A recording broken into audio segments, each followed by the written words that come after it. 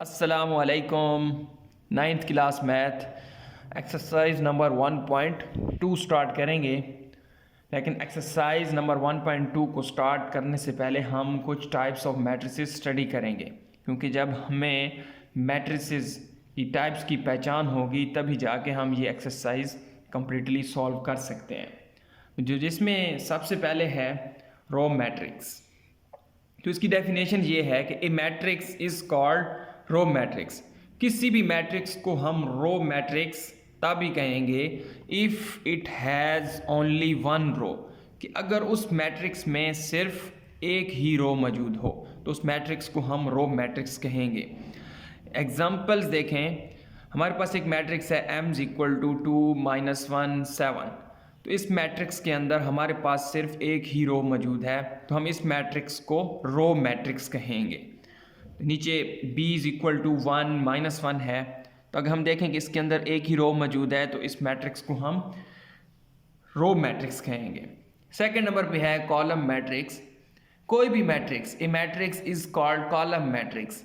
कोई भी मैट्रिक्स हो उसको हम कॉलम मैट्रिक्स कहेंगे if it has only one column, अगर उस मैट्रिक्स के अंदर सिर्फ एक कॉलम मौजूद हो। फॉर एग्जांपल m = 1 0, इस मैट्रिक्स के अंदर सिर्फ एक ही कॉलम मौजूद है C1, तो हम इस मैट्रिक्स को कॉलम मैट्रिक्स कहेंगे। आगे n = 2 0 1, तो इस मैट्रिक्स के अंदर भी एक ही कॉलम मौजूद है, तो हम इस मैट्रिक्स को कॉलम मैट्रिक्स कहेंगे। नेक्स्ट हमारे पास रेक्टेंगुलर मैट्रिक्स है। A matrix M is called rectangular matrix. कोई भी मैट्रिक्स है हम उसको रेक्टेंगुलर मैट्रिक्स कहेंगे if the number of rows of M, उसी मैट्रिक्स की number of rows is not equal to the number of columns of M। अगर उसी मैट्रिक्स के अंदर हमारे पास रोज और कॉलम की तादाद बराबर ना हो तो हम उस मैट्रिक्स को रेक्टेंगुलर मैट्रिक्स कहेंगे। फॉर एग्जांपल हमारे पास ये ए मैट्रिक्स है 1 2 1 1 2 3, तो इस मैट्रिक्स के अंदर 3 रोज मौजूद हैं और 2 कॉलम मौजूद हैं, तो इसका ऑर्डर है 3/2, तो हम इस मैट्रिक्स को रेक्टेंगुलर मैट्रिक्स कहेंगे क्योंकि इसमें रोज और कॉलम की तादाद आपस में बराबर नहीं है। ये next b = a b c d e f, तब इस मैट्रिक्स के अंदर सिर्फ 2 रोज मौजूद हैं R1 एंड R2, लेकिन कॉलम हमारे पास 3 है, तो इस मैट्रिक्स को हम रेक्टेंगुलर मैट्रिक्स कहेंगे। फर्दर c = 1 2 3, अब इसके अंदर सिर्फ एक ही रो मौजूद है और 3 कॉलम मौजूद हैं, तो हम इस मैट्रिक्स को रेक्टेंगुलर मैट्रिक्स कहेंगे। नीचे d भी मैट्रिक्स इसी तरह है 7 8 0, इस मैट्रिक्स के अंदर हमारे पास 3 रोज मौजूद हैं 1 2 3 और एक ही कॉलम है, तो इस मैट्रिक्स को हम कॉलम रेक्टेंगुलर मैट्रिक्स कहेंगे। नेक्स्ट मैट्रिक्स हमारे पास है square matrix. A matrix is called a square matrix. कोई भी मैट्रिक्स है हम उसको स्क्वायर मैट्रिक्स तभी कहेंगे if its number of rows is equal to its number of column, उस मैट्रिक्स की नंबर ऑफ रोज इक्वल हो नंबर ऑफ कॉलम के, यानी कि number of rows and number of column आपस में इक्वल हो, उनकी तादाद आपस में बराबर हो। नीचे मिसालें दी गई हैं। Examples a = 2 -1 0 3। अब ये देखें कि हम इसके अंदर 2 रो मौजूद हैं R1 and R2, C1 and C2, तो इसका ऑर्डर है हमारे पास 2/2, तो ये हमारे पास एक स्क्वायर मैट्रिक्स है। नीचे सेम इसी तरह एक मैट्रिक्स 3/3 का दिया गया जी, क्योंकि इसके अंदर 3 रोज मौजूद हैं और 3 कॉलम हमारे पास हैं, तो ये मैट्रिक्स हमारे पास है 3/3, तो ये हमारे पास स्क्वायर मैट्रिक्स है। नीचे c = सिर्फ एक ही 3 दिया गया है, क्योंकि इसके अंदर सिर्फ एक ही रो है और एक ही कॉलम है, तो इसका ऑर्डर भी हमारे पास 1/1 है, तो इस मैट्रिक्स को भी हम स्क्वायर मैट्रिक्स कह सकते हैं। तो ये हमारे पास स्क्वायर मैट्रिक्स की एग्जांपल है। नेक्स्ट हमारे पास नल और ज़ीरो मैट्रिक्स की डेफिनेशन है। ए मैट्रिक्स M, कोई भी मैट्रिक्स M है, इज कॉल्ड ए नल और ज़ीरो मैट्रिक्स, उसको नल या ज़ीरो मैट्रिक्स कहेंगे each entry of M is zero, क्योंकि उस मैट्रिक्स की जितनी भी एंट्रीज हों वो ज़ीरो हों, तो उसको हम नल या ज़ीरो मैट्रिक्स कहेंगे। फॉर एग्जांपल ये हमारे पास डिफरेंट एग्जांपल दी गई हैं, ये 2/2 का, 2/3 का, तो ये हमारे पास जितनी भी एंट्रीज होंगी तो वो ज़ीरो होंगी, तो उस मैट्रिक्स को हम नल या ज़ीरो मैट्रिक्स कहेंगे। और इस मैट्रिक्स को हम डिनोट करते हैं ओ के साथ। It is denoted by O. O is equal to 0 0 0, ये 2/2 का एक मैट्रिक्स है, लेकिन हम इसको नल या ज़ीरो मैट्रिक्स कहेंगे। नेक्स्ट हमारे पास एक कॉन्सेप्ट है ट्रांसपोज ऑफ अ मैट्रिक्स। किसी भी मैट्रिक्स का हम ट्रांसपोज किस तरीके से फाइंड कर सकते हैं। इसकी डेफिनेशन है, ए मैट्रिक्स, कोई भी मैट्रिक्स है, obtained by changing the rose into columns. Matrix की जो रोज हैं हम उसको चेंज कर दें कॉलम के अंदर, या columns into rose of a matrix, तो उस मैट्रिक्स को हम ट्रांसपोज ऑफ दैट मैट्रिक्स कहेंगे। A matrix obtained by changing the number of rows into column or columns into rows of a matrix is called transpose of that matrix.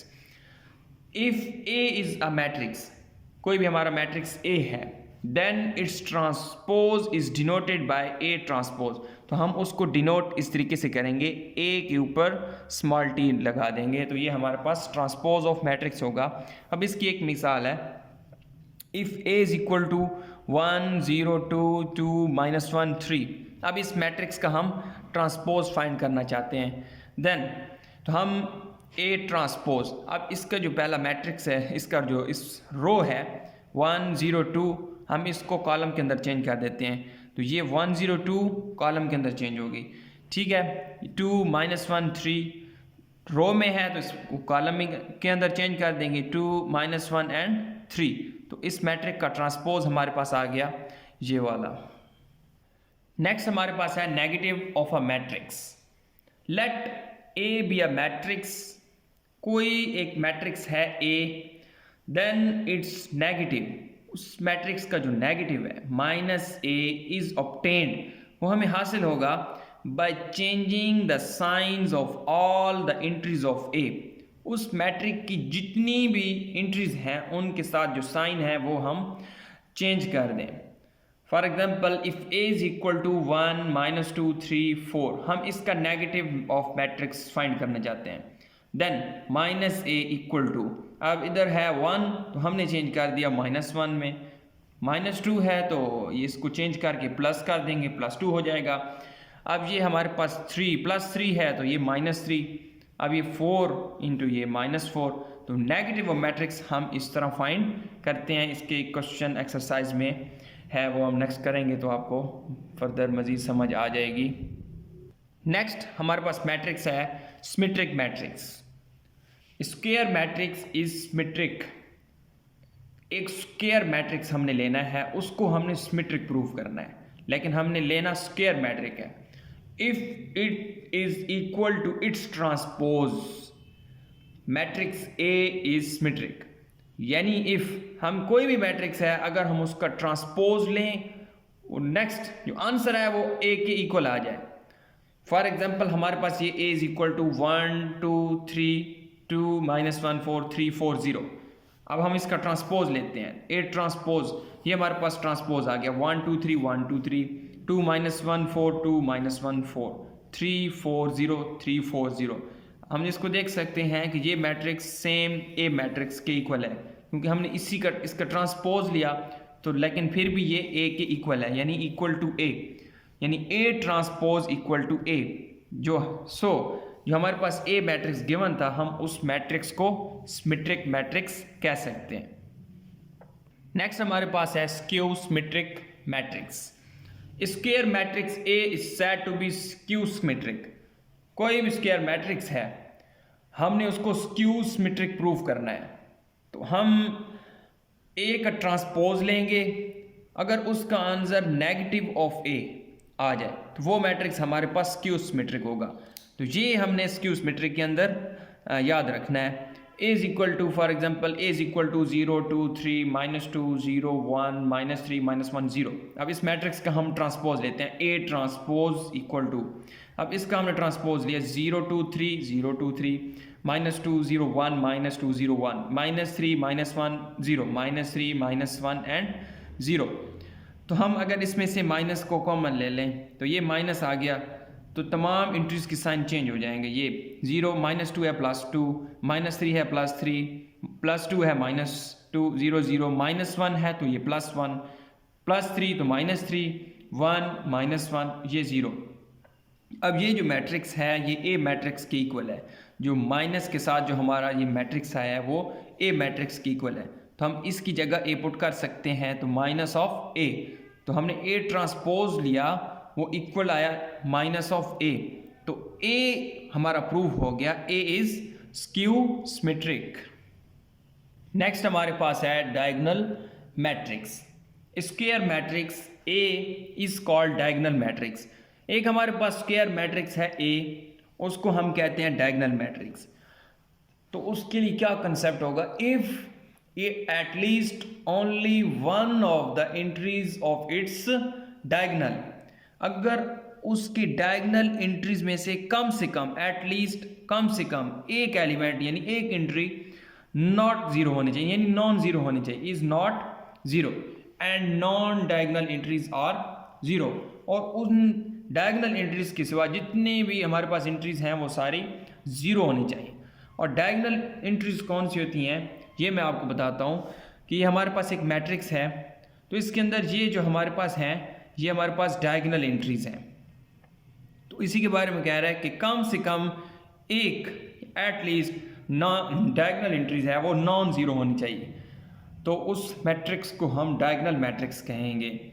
तो ये हमारे पास examples हैं, ए is equal to, ये हमारे पास एक matrix दिया गया है, तब इसकी ये जो डायगोनल एंट्रीज हैं उसके सिवा जितनी भी एंट्रीज हैं वो हमारे पास ज़ीरो हैं, तो ये हमारे पास डायगोनल मैट्रिक्स है। लेकिन ये भी है कि ये मैट्रिक्स स्क्वायर मैट्रिक्स होना चाहिए। अब b इज इक्वल टू है 2 0 0 3, तो ये हमारे पास डायगोनल मैट्रिक्स है।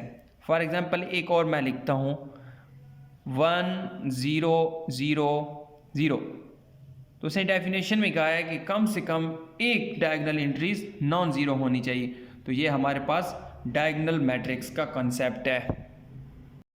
नेक्स्ट हमारे पास है scalar matrix. A diagonal matrix is called scalar matrix. हमारे पास एक डायगोनल मैट्रिक्स है, हम उसको स्केलर मैट्रिक्स कहेंगे if all the diagonal entries are same, उस मैट्रिक्स की तमाम डायगोनल एंट्रीज सेम हों एंड नॉन ज़ीरो, और ज़ीरो की इक्वल ना हो।